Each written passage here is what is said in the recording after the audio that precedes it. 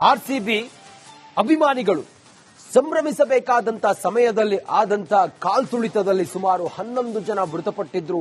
ಅದಾದ ನಂತರ ತನಿಖೆಯನ್ನ ಮಾಡಿದಂತ ಪೊಲೀಸರು ತನಿಖಾ ತಂಡ ಈಗ ತನಿಖಾ ವರದಿಯನ್ನ ಸಲ್ಲಿಕೆ ಮಾಡಿದೆ. ಸಂಪುಟ ತನಿಖಾ ವರದಿಯನ್ನ ಅಂಗೀಕಾರ ಮಾಡಿದೆ.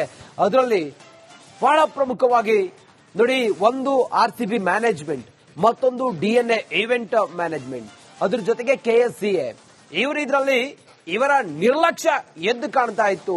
ಅದರಂತೆ ಈಗ ತನಿಖಾ ತಂಡ ವರದಿಯನ್ನ ಸಲ್ಲಿಕೆ ಮಾಡಿರೋದು. ಆ ವರದಿಯಲ್ಲಿ ಬಹಳ ಸ್ಪಷ್ಟವಾಗಿ ಈ ಎಲ್ಲ ಘಟನೆಗೆ ಅಥವಾ ಇದೊಂದು ಭೀಕರ ದುರಂತಕ್ಕೆ ಕಾರಣ ಯಾರು, ಏನು, ಎತ್ತ ಅನ್ನೋದ್ರ ಬಗ್ಗೆ ಈಗ ಸಂಕ್ಷಿಪ್ತವಾದಂತ ಮಾಹಿತಿಯನ್ನ ಈಗ ಸಲ್ಲಿಕೆ ಮಾಡಿದೆ. ಕಾಲ್ತುಳಿತ ಪ್ರಕರಣದ ತನಿಖಾ ವರದಿ ಅಂಗೀಕಾರ ಆಗಿದೆ. ತನಿಖಾ ವರದಿ ಅಂಗೀಕರಿಸಿದ ಸಚಿವ ಸಂಪುಟ ವಿರಾಟ್ ಕೊಹ್ಲಿ ಅರೆಸ್ಟ್ ಆಗೇ ಬಿಡ್ತಾರ? ಹಾಗಾದ್ರೆ ಆರ್ಸಿಬಿ, ಡಿಎನ್ಎ, ಕೆಎಸ್ಸಿಎ ವಿರುದ್ಧ ಕಾನೂನು ಕ್ರಮ ಆಗೇ ಬಿಡುತ್ತಾ? 6 ಜನರ ವಿರುದ್ಧ ಕ್ರಿಮಿನಲ್ ಕೇಸ್ ಸಾಧ್ಯತೆ ಇದೆ. ಕೆಎಸ್ಸಿಎ ಅಧ್ಯಕ್ಷ ರಘುರಾಮ್ ಭಟ್, ಕೆಎಸ್ಸಿಎ ಮಾಜಿ ಕಾರ್ಯದರ್ಶಿ ಎ ಶಂಕರ್, ಕೆಎಸ್ಸಿಎ ಮಾಜಿ ಖಜಾಂಚಿ ಜಯರಾಮ್, ಹಾಗೆ ಆರ್ಸಿಎಸ್ಪಿಎಲ್ ಉಪಾಧ್ಯಕ್ಷ ರಾಜೇಶ್ ಮೆನನ್, ಡಿಎನ್ಎ ಸಂಸ್ಥೆ ಎಂಡಿ ವೆಂಕಟೇಶ್ ವರ್ಧನ್, ನಿಖಿಲ್ ಸೋಸಲ ವಿರುದ್ಧ ಕ್ರಿಮಿನಲ್ ಕೇಸ್ ದಾಖಲಾಗುತ್ತಾ? ತನಿಖಾ ವರದಿ, ಇದರ ಆಧಾರದ ಮೇಲೆ ಯಾರು ಇದರಲ್ಲಿ ಈ ಒಂದು ದುರಂತಕ್ಕೆ ಕಾರಣ ಯಾರು, ನಿರ್ಲಕ್ಷ್ಯ ಮಾಡಿದ್ಯಾರು ಅನ್ನೋದನ್ನ ಈಗ ತನಿಖಾ ಸಂಸ್ಥೆಗಳು ಸಲ್ಲಿಸಿದಂತ ವರದಿ ಇತ್ತಲ್ಲ, ಅಥವಾ ತನಿಖಾಧಿಕಾರಿಗಳು ಸಲ್ಲಿಸಿದಂತ ವರದಿ, ಅದರಲ್ಲಿ ಈ 6 ಜನರಿಗೆ ಮುಂದೆ ಇವರ ವಿರುದ್ಧ ಪ್ರಕರಣ ಅಥವಾ ಏನು ಎತ್ತ ಅನ್ನೋದು ಗೊತ್ತಾಗಲಿದೆ. ಸದ್ಯಕ್ಕೆ ನಿರ್ಲಕ್ಷ್ಯ ಮಾಡಿರೋದು ಬಹಳ ಸ್ಪಷ್ಟವಾಗಿ ಗೊತ್ತಾಗ್ತಾ ಇದೆ. ಅದರಂತೆ 11 ಜನ ಮೃತಪಟ್ಟಿದ್ರಲ್ಲ, ಯಾವುದೇ ಒಂದು ಪೂರ್ವ ತಯಾರಿ ಇಲ್ಲದೆ ಕಾರ್ಯಕ್ರಮವನ್ನ ಅಥವಾ ಇಂಥದ್ದೊಂದು ದೊಡ್ಡ ಕಾರ್ಯಕ್ರಮ, ಲಕ್ಷ ಜನ ಸೇರಿದ್ದು, ಮುಂಜಾಗ್ರತಾ ಕ್ರಮವನ್ನು ಕೈಗೊಳ್ಳದೆ ಹಿಂಗೆಲ್ಲ ಮಾಡಿದ್ದು, ಯಾರು, ಏನು, ಎತ್ತ ಅಂತ ಹೇಳಿ ಬಂದಾಗ ಈ 6 ಜನ ಇವರಿಗೆ ಪನಿಷ್ ಆಗುತ್ತೆ. ಆರ್ಸಿಬಿ ಅಭಿಮಾನಿಗಳು ಸಂಭ್ರಮಿಸಬೇಕಾದಂತ ಸಮಯದಲ್ಲಿ ಆದಂತ ಕಾಲ್ತುಳಿತದಲ್ಲಿ ಸುಮಾರು 11 ಜನ ಮೃತಪಟ್ಟಿದ್ರು. ಅದಾದ ನಂತರ ತನಿಖೆಯನ್ನ ಮಾಡಿದಂತ ಪೊಲೀಸರು ತನಿಖಾ ತಂಡ ಈಗ ತನಿಖಾ ವರದಿಯನ್ನ ಸಲ್ಲಿಕೆ ಮಾಡಿದೆ. ಸಂಪುಟ ತನಿಖಾ ವರದಿಯನ್ನ ಅಂಗೀಕಾರ ಮಾಡಿದೆ. ಅದರಲ್ಲಿ ಬಹಳ ಪ್ರಮುಖವಾಗಿ ನೋಡಿ, ಒಂದು ಆರ್ಸಿಬಿ ಮ್ಯಾನೇಜ್ಮೆಂಟ್, ಮತ್ತೊಂದು ಡಿಎನ್ಎ ಈವೆಂಟ್ ಮ್ಯಾನೇಜ್ಮೆಂಟ್, ಅದ್ರ ಜೊತೆಗೆ ಕೆಎಸ್ಸಿಎ, ಇವರ ನಿರ್ಲಕ್ಷ್ಯ ಎದ್ದು ಕಾಣ್ತಾ ಇತ್ತು. ಅದರಂತೆ ಈಗ ತನಿಖಾ ತಂಡ ವರದಿಯನ್ನ ಸಲ್ಲಿಕೆ ಮಾಡಿರೋದು. ಆ ವರದಿಯಲ್ಲಿ ಬಹಳ ಸ್ಪಷ್ಟವಾಗಿ ಈ ಎಲ್ಲ ಘಟನೆಗೆ ಅಥವಾ ಇದೊಂದು ಭೀಕರ ದುರಂತಕ್ಕೆ ಕಾರಣ ಯಾರು, ಏನು, ಎತ್ತ ಅನ್ನೋದ್ರ ಬಗ್ಗೆ ಈಗ ಸಂಕ್ಷಿಪ್ತವಾದಂತ ಮಾಹಿತಿಯನ್ನ ಈಗ ಸಲ್ಲಿಕೆ ಮಾಡಿದೆ. ಕಾಲ್ತುಳಿತ ಪ್ರಕರಣದ ತನಿಖಾ ವರದಿ ಅಂಗೀಕಾರ ಆಗಿದೆ. ತನಿಖಾ ವರದಿ ಅಂಗೀಕರಿಸಿದ ಸಚಿವ ಸಂಪುಟ ವಿರಾಟ್ ಕೊಹ್ಲಿ ಅರೆಸ್ಟ್ ಆಗೇ ಬಿಡ್ತಾರ? ಹಾಗಾದ್ರೆ ಆರ್ಸಿಬಿ, ಡಿಎನ್ಎ, ಕೆಎಸ್ಸಿಎ ವಿರುದ್ಧ ಕಾನೂನು ಕ್ರಮ ಆಗೇ ಬಿಡುತ್ತಾ? 6 ಜನರ ವಿರುದ್ಧ ಕ್ರಿಮಿನಲ್ ಕೇಸ್ ಸಾಧ್ಯತೆ ಇದೆ.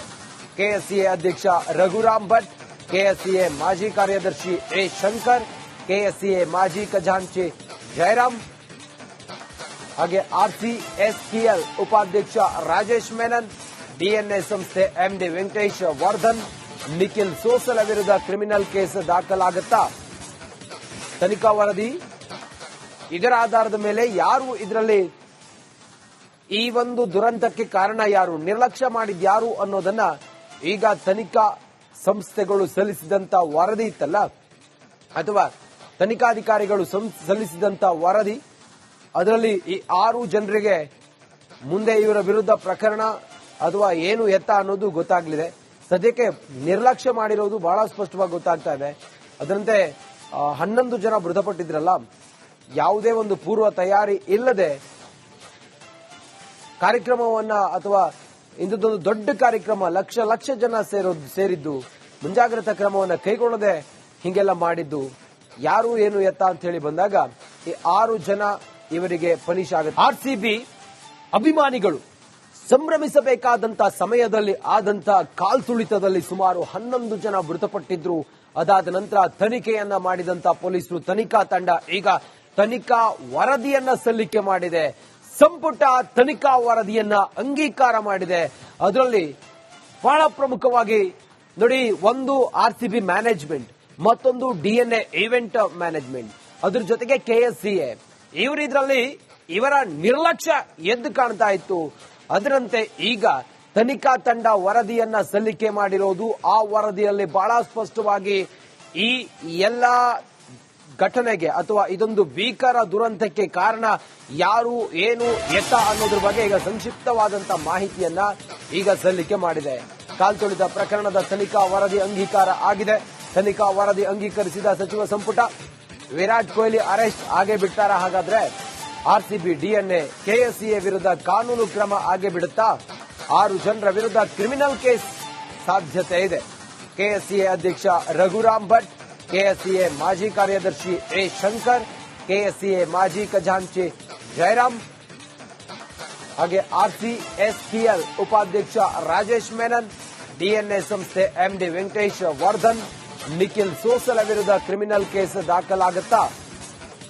ತನಿಖಾ ವರದಿ ಇದರ ಆಧಾರದ ಮೇಲೆ ಯಾರು ಇದರಲ್ಲಿ ಈ ಒಂದು ದುರಂತಕ್ಕೆ ಕಾರಣ ಯಾರು, ನಿರ್ಲಕ್ಷ್ಯ ಮಾಡಿದ್ಯಾರು ಅನ್ನೋದನ್ನ ಈಗ ತನಿಖಾ ಸಂಸ್ಥೆಗಳು ಸಲ್ಲಿಸಿದಂತ ವರದಿ ಇತ್ತಲ್ಲ, ಅಥವಾ ತನಿಖಾಧಿಕಾರಿಗಳು ಸಲ್ಲಿಸಿದಂತ ವರದಿ, ಅದರಲ್ಲಿ ಈ 6 ಜನರಿಗೆ ಮುಂದೆ ಇವರ ವಿರುದ್ಧ ಪ್ರಕರಣ ಅಥವಾ ಏನು ಎತ್ತ ಅನ್ನೋದು ಗೊತ್ತಾಗಲಿದೆ. ಸದ್ಯಕ್ಕೆ ನಿರ್ಲಕ್ಷ್ಯ ಮಾಡಿರೋದು ಬಹಳ ಸ್ಪಷ್ಟವಾಗಿ ಗೊತ್ತಾಗ್ತಾ ಇದೆ.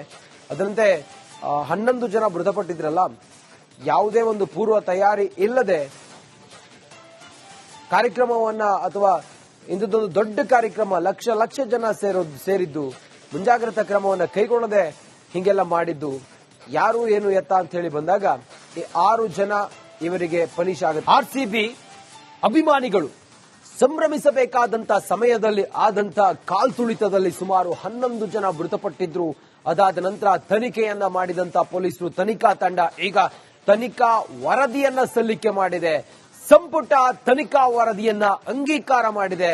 ಅದರಲ್ಲಿ ಬಹಳ ಪ್ರಮುಖವಾಗಿ ನೋಡಿ, ಒಂದು RCB ಮ್ಯಾನೇಜ್ಮೆಂಟ್, ಮತ್ತೊಂದು DNA ಈವೆಂಟ್ ಮ್ಯಾನೇಜ್ಮೆಂಟ್, ಅದ್ರ ಜೊತೆಗೆ KSCA ಇವರ ನಿರ್ಲಕ್ಷ್ಯ ಎದ್ದು ಕಾಣ್ತಾ ಇತ್ತು. ಅದರಂತೆ ಈಗ ತನಿಖಾ ತಂಡ ವರದಿಯನ್ನ ಸಲ್ಲಿಕೆ ಮಾಡಿರೋದು. ಆ ವರದಿಯಲ್ಲಿ ಬಹಳ ಸ್ಪಷ್ಟವಾಗಿ ಈ ಎಲ್ಲ ಘಟನೆಗೆ ಅಥವಾ ಇದೊಂದು ಭೀಕರ ದುರಂತಕ್ಕೆ ಕಾರಣ ಯಾರು, ಏನು, ಎತ್ತ ಅನ್ನೋದ್ರ ಬಗ್ಗೆ ಈಗ ಸಂಕ್ಷಿಪ್ತವಾದಂತ ಮಾಹಿತಿಯನ್ನ ಈಗ ಸಲ್ಲಿಕೆ ಮಾಡಿದೆ. ಕಾಲ್ತುಳಿತ ಪ್ರಕರಣದ ತನಿಖಾ ವರದಿ ಅಂಗೀಕಾರ ಆಗಿದೆ. ತನಿಖಾ ವರದಿ ಅಂಗೀಕರಿಸಿದ ಸಚಿವ ಸಂಪುಟ. ವಿರಾಟ್ ಕೊಹ್ಲಿ ಅರೆಸ್ಟ್ ಆಗೇ ಬಿಡ್ತಾರ? ಹಾಗಾದ್ರೆ RCB DNA KSCA ವಿರುದ್ಧ ಕಾನೂನು ಕ್ರಮ ಆಗೇ ಬಿಡುತ್ತಾ? 6 ಜನರ ವಿರುದ್ಧ ಕ್ರಿಮಿನಲ್ ಕೇಸ್ ಸಾಧ್ಯತೆ ಇದೆ. KSCA ಅಧ್ಯಕ್ಷ ರಘುರಾಮ್ ಭಟ್, KSCA ಮಾಜಿ ಕಾರ್ಯದರ್ಶಿ A. ಶಂಕರ್, KSCA ಮಾಜಿ ಖಜಾಂಚಿ ಜಯರಾಮ್, ಹಾಗೆ RCSPL ಉಪಾಧ್ಯಕ್ಷ ರಾಜೇಶ್ ಮೆನನ್, DNA ಸಂಸ್ಥೆ MD ವೆಂಕಟೇಶ್ ವರ್ಧನ್, ನಿಖಿಲ್ ಸೋಸಲ ವಿರುದ್ಧ ಕ್ರಿಮಿನಲ್ ಕೇಸ್ ದಾಖಲಾಗುತ್ತಾ? ತನಿಖಾ ವರದಿ ಇದರ ಆಧಾರದ ಮೇಲೆ ಯಾರು ಇದರಲ್ಲಿ ಈ ಒಂದು ದುರಂತಕ್ಕೆ ಕಾರಣ ಯಾರು, ನಿರ್ಲಕ್ಷ್ಯ ಮಾಡಿದ್ಯಾರು ಅನ್ನೋದನ್ನ ಈಗ ತನಿಖಾ ಸಂಸ್ಥೆಗಳು ಸಲ್ಲಿಸಿದಂತ ವರದಿ ಇತ್ತಲ್ಲ, ಅಥವಾ ತನಿಖಾಧಿಕಾರಿಗಳು ಸಲ್ಲಿಸಿದಂತ ವರದಿ, ಅದರಲ್ಲಿ ಈ 6 ಜನರಿಗೆ ಮುಂದೆ ಇವರ ವಿರುದ್ಧ ಪ್ರಕರಣ ಅಥವಾ ಏನು ಎತ್ತ ಅನ್ನೋದು ಗೊತ್ತಾಗಲಿದೆ. ಸದ್ಯಕ್ಕೆ ನಿರ್ಲಕ್ಷ್ಯ ಮಾಡಿರೋದು ಬಹಳ ಸ್ಪಷ್ಟವಾಗಿ ಗೊತ್ತಾಗ್ತಾ ಇದೆ. ಅದರಂತೆ 11 ಜನ ಮೃತಪಟ್ಟಿದ್ರಲ್ಲ, ಯಾವುದೇ ಒಂದು ಪೂರ್ವ ತಯಾರಿ ಇಲ್ಲದೆ ಕಾರ್ಯಕ್ರಮವನ್ನ ಅಥವಾ ಇಂಥದ್ದೊಂದು ದೊಡ್ಡ ಕಾರ್ಯಕ್ರಮ ಲಕ್ಷ ಜನ ಸೇರಿದ್ದು, ಮುಂಜಾಗ್ರತಾ ಕ್ರಮವನ್ನ ಕೈಗೊಳ್ಳದೆ ಹಿಂಗೆಲ್ಲ ಮಾಡಿದ್ದು, ಯಾರು, ಏನು, ಎತ್ತ ಅಂತ ಹೇಳಿ ಬಂದಾಗ ಈ 6 ಜನ ಇವರಿಗೆ ಪನಿಷ್ ಆಗುತ್ತೆ.